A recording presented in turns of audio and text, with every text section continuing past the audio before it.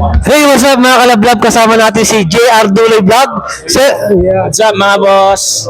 May tatanong tayo, Sir Jar. Kamusta naman yung night ride natin dito sa Katay? Ang kanina medyo bumiyahe kami padilim na. Mas okay siya sa biyahe namin kasi hindi kami masyado nag-uunahan. Tsaka kita mo agad kasi yung namin maliwanag. Kita kagad sa ilaw.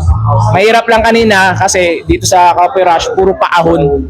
Yun lang naman pero goods naman. Pero ano yung inaasahan natin ngayon na mangyayari dito ngayon sa event night natin?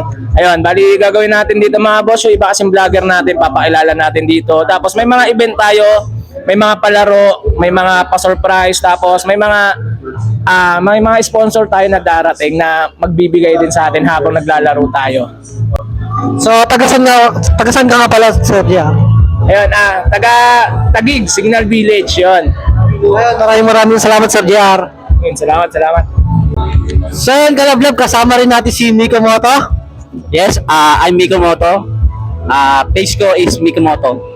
FB page. So, may katanungan lang ako sa'yo, Sir Miko. Kasi lagi na lang ako yung tinatanong mo. Kamusta naman yung Cat Eye Night Ride natin ngayon? Mapalad ako dahil isa ako sa nakasama dito sa event ng Night Ride ng Cat's Eye Stabilan PH.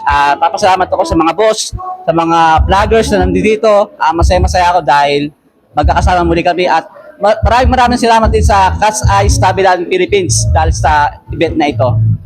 So, ano pa yung mga inaasahan natin na mangyayari tonight?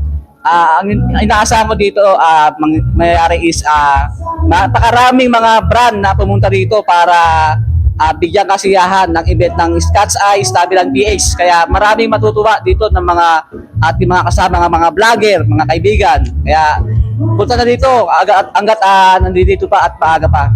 Yun, tagasan ka nga pala? My name is Miko Moto, FB page name. I'm from Marikina City. Yun, taga Marikina. Lapit ako sa yun, Sir. Maraming salamat. Let's go.